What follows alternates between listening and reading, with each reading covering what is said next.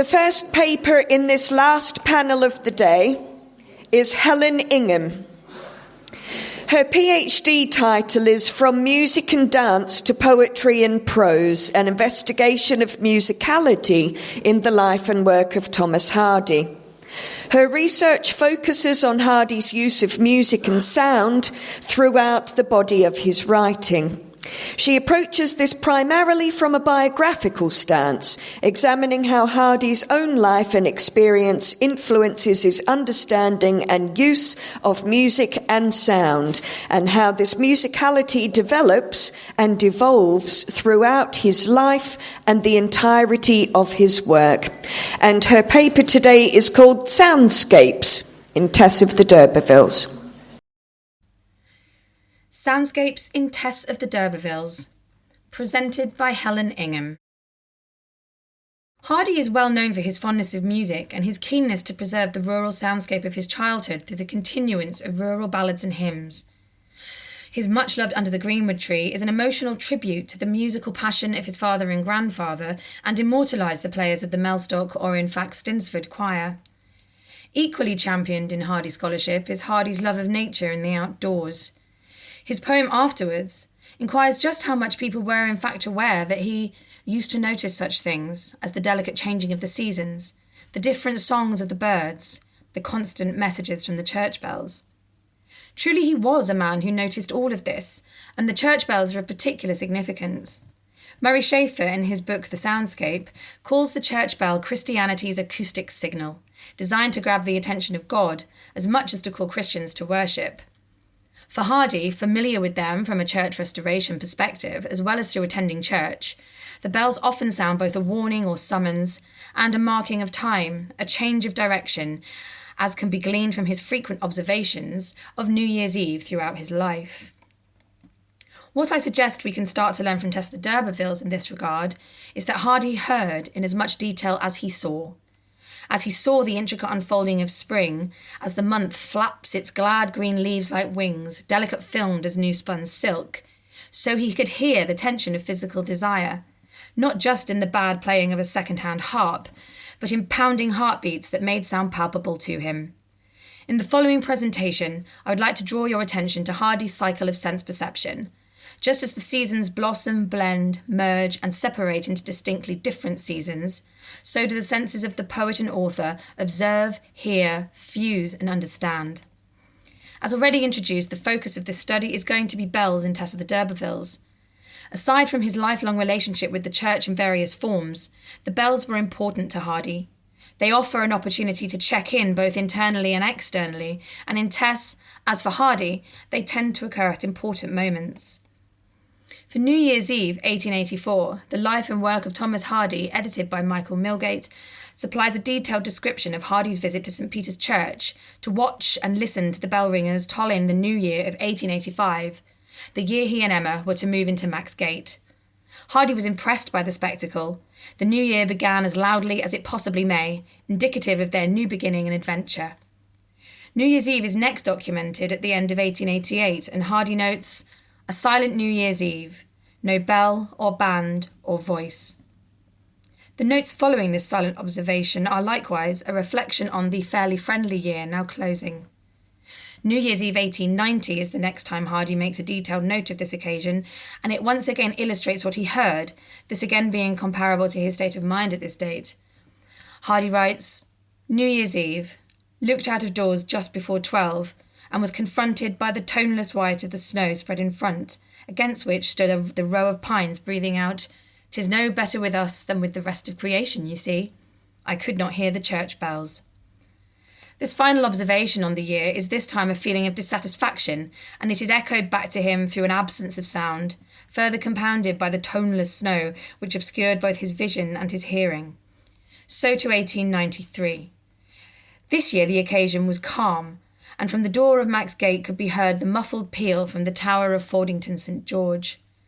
As the critical clamour following the release of Tess of the D'Urbervilles begins to lessen, and Jude the Obscure is yet to be completed, a period of visits, engagements and normality is brought to a close this year by the charming carol singers who visited Max Gate and the inoffensive, muffled peal confirming the current status quo. There is then a break of 16 years in the noted observance of New Year's Eve, a period that saw the end of Hardy's career as a novelist, the loss of his parents, and further European travel. His works were being adapted for stage and opera as his credibility as a poet grew. The next observation of New Year's Eve occurs at the end of 1909. Hardy is feeling unwell following a period of time spent in London, so at 12 o'clock he crouched by the fire and heard in the silence of the night the ringing of the muffled peal down the chimney of his bedroom from the neighbouring church of St. George. Here, despite illness, Hardy actively seeks out the sound of the bells, a hopeful forward motion away from illness and into the future. On New Year's Eve of 1920, in his 80th year, Hardy sat up to hear the bells. As 1923 became 1924, Hardy noted that he heard the bells on New Year's Eve, even though he had not sat up to do so. By the eve of 1926, the wireless had become a key player, and for the first time in his life, Hardy heard the arrival of the new year from London via the wireless. It is worth noting that this was not the first significant encounter with the wireless in Maxgate. On his 84th birthday, Hardy had heard an appreciation of the life and work of Thomas Hardy via that medium. It really cannot be underestimated what a huge advance and change was to be wrought by the advent of the wireless to the consumption of music and sound, and this, the penultimate New Year's Eve to be recorded by Hardy, is testament to that. Once again, Hardy is responsive and aware, not only of the soundscape immediately containing him, but to the evolving sound of the age, of which he was still an eminent part. For Hardy's final New Year's Eve, there was no sitting up for festivities. He was unwell, in bed, and not himself. As hearing the church bells ring in the new year had always been important to him, the window of his room was opened to admit their sound and offer him that customary pleasure and glean that response from him indicative of embracing the year ahead. On this occasion, however, he could not hear them and did not seem interested. As Hardy passed into his final new year, he was at last unable to respond to the music and sounds surrounding him, of which he had always been such a staunch observer and integral part. The church bells were important to Hardy throughout his life. They were an essential element of the soundscape of his age, and subsequently of great importance in his writing. The significance of the bells increases when consideration is given to the space they occupy, not just the literal and physical space within a church, but also the auditory space, for, as Hardy's festive observances testify, it is a far-reaching and penetrating sound, and its absence is as potent as its presence. I argue that Hardy's writing demonstrates that he not only noticed all these things, but that he also perceived the interconnection between them through music. Hardy's ability to view the world in musical terms is in many ways similar to Arthur Schopenhauer's concept of musical parallelism, and can be seen to influence Hardy's work in places. Schopenhauer theorised that music is the emotions themselves, their essential nature. More than this, it can be implied from Schopenhauer's ideas that much that exists in music mirrors that which exists in the physical universe, all likewise connected at intervals, and this is often evident in the soundscapes of Hardy's Wessex and his character's connection with it. The soundscape of Tess begins with the singing of Tess's father at the opening of the novel, detailing the defunct family that creates the basis for the action. The singing of her mother forms the rhythm of Joan Durbeyfield's chores and child-rearing, both parents illustrating the character of the family from which Tess comes. The first major tableau in the novel comes in the form of the Chaser De Borge. It is a devilish scene with a devilish end, which results in Tess's return home and the birth of baby Sorrow. Following this, the soundscape of the Talbothays Dairy is one of prominence, and great care is taken by Hardy to orchestrate it to its fullest potential, for it is out of the soundscape of the farm that Tess blossoms. As she approached, she heard a pleasant voice in every breeze, and in every bird's note seemed to lurk joy. Closer still, and the sound of Dairyman Crick calling the cows in for the tea-time milking is heard, and the narrator makes the point that this sound is not the expression of the valley's consciousness that beautiful Tess has arrived. This rather odd clarification has the effect of instantly breathing life into the valley, affirming it as a living entity in its own right, not dissimilar to Hardy's treatment of Egdon Heath in The Return of the Native, although a November Egdon is a very different prospect from summer at Talbothays. And again, this is rather the point. The Talbothays episode is idyllic. It is a time of innocence and simplicity, and the valley is a warm, open, and expansive backdrop filled with pastoral sounds and activities which stimulate the inhabitants, creating a melting pot of vibrational energy which impacts on each of them, and each of them onto each other intimately. The first example of the importance of the church bells occurs during Tess' time at Talbothays Dairy, on the day of her first excursion out since her arrival, when she and her fellow milkmaids, Marion, Iz and Retty, decide to attend church in Mellstock. Whilst the weather is bright, heavy rains have flooded their path, making them late. As the four consider their awkward impediment, they could hear the church bell calling, as yet a mile off. The acoustic signal is here perfectly demonstrated, the sound of it reaching the girls at over a mile's distance, keeping their purpose of attending church at the forefront of their minds.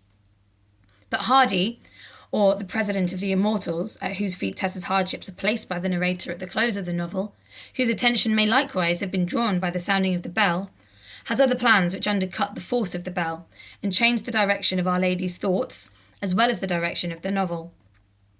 With the arrival of Angel Clare, 4 hearts gave a big throb simultaneously.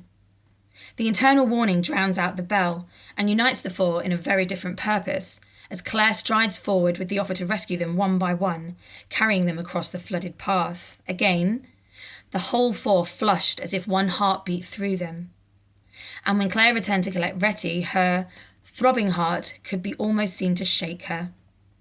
Likewise, Tess is embarrassed by her own excitement at being for the first time in physical contact with Claire, and her emotions are intensified by the declarations he makes to her when in such a position. There is a lot at play here, the religious and moral versus the primal and natural, the friendship and unity of the girls versus the attraction of each to Claire, Tess's own vow versus her own desire. Hardy's treatment of female desire within the Talbothays episode in Tess is fascinating, for whilst obviously unaware of the hypothesis of the synchronization of cycles that can occur between a group of women living closely together, this unity is still expressed through the audibility of their synchronized heartbeats. A primal urge so intense that Hardy shortly after this episode tells us, the differences which distinguished them as individuals were abstracted by this passion, and each was but a portion of one organism called sex. Whilst their day had started out in the direction of worship, appearing to be part of the moral and religious rigmarole of the age, the direction was altered entirely the moment 4 hearts gave a big throb simultaneously, drowning out the sound of the church bell and ultimately surrendering the will of all 4 to the deafening, hopeless passion with which the air of the sleep chamber seemed to palpitate by the end of the day. The next significant appearance of the church bell in Tess, following some time on from the above scene, is the day of Tess and Angel's wedding. As they came out of church, the ringers swung the bells off their rests, and a modest peal of 3 notes broke forth, that limited amount of expression having been deemed sufficient by the church builders for the joys of such a small parish. Passing by the tower with her husband on the path to the gate, she could feel the vibrant air humming round them from the louvred belfry in a circle of sound, and it matched the highly charged mental atmosphere in which she was living. This condition of mind, wherein she felt glorified by an irradiation not her own, like the angel whom St. John saw in the sun, lasted until the sound of the church bells had died away. Here we can start to appreciate the vibrational nature of music and sound. Strings vibrate on violins via the bow. Air vibrates in flutes via the mouth of the player. All music, and in fact all sounds, are created from vibration. Once swung off their rests and the clapper strikes the main body of the bell, sound is created as vibrations resonate. The church bells, however pecuniary in number, are loud and can still be seen to represent the church as an institution, and it could be argued that they laud the morals and values of the day against which Tess is being measured. However, the second paragraph of this quote does not quite concur with that. Despite the measuring up being done, by herself more than anyone else, when she is enclosed with her husband within the vibrations of the bells, she felt glorified, despite her awareness that this glory belongs to the woman Angel thinks he's married, not the woman she perceives herself to be, for, as Tess later states, she you love is not my real self, but one in my image, the one I might have been. The bells are declaring across the parish that she has committed a man other than Alec d'Urberville to herself, and this makes her uncomfortable, having not had the opportunity before the marriage to unburden herself to Angel, and therefore know he is happily marrying her as she truly is. Had that knowledge perhaps been shared and accepted, the gloriousness she experienced might well have lasted beyond the sounding of the bells.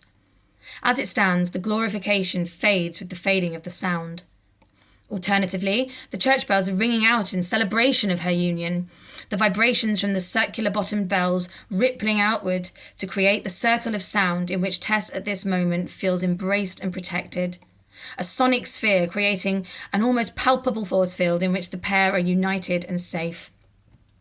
Here the bells almost appear as guardians, away from moral judgment, pasts and futures, here connected to each other and the bells, feeling the vibrant air humming around them. It is glorious indeed, and more the pity that this sanctuary of sound could not have protected them from each other and the awaiting future for a little longer. Both the discussed episodes create tableaus which inform the evolving soundscape of the novel as a whole. Following the marriage, the soundscape, so bright and vivid at Talbothays, grows almost as barren as the landscape Tess works so hard upon. Out of this harsh picture of rural survival, the modern age crashes in, and the next tableau shows Tess, hair tumbling down, being literally shaken to the bone by the threshing machine on which she has been placed to work. Elevated by the machine, Tess is literally at the meeting point between rural traditionalism and the contrasting vibrations of modernism. Once back down to earth, again under threat from Alec d'Urberville and desperately imploring Angel to come back to protect and claim her, Tess mentally revisits the musical scenes of their courtship, wishing she had taken more notice of the tunes he played on his harp, with her heart set on learning songs to sing for him when he returns for her. She regresses further by returning to her family on the death of her father, and further still when she finally ends up back with Alec, living as husband and wife. The songs she attempted to cling to could not protect her, and she has come full circle, her last state worse than my first. The soundscape of the novel culminates in the dramatic scene at Stonehenge. As has been seen before in Hardy, for example at the death of Mrs. Yeobright in The Return of the Native, this climactic moment must be understood orally. All is in darkness, the couple groping their way in search of rest and shelter through the pitch-black night, entirely dependent on what they can feel and hear. So they listen. The connection to the Aeolian harp here is obvious and in fact stated by the narrator once Claire has listened to the wind playing upon the edifice, producing a booming tune like the note of some gigantic one-stringed harp.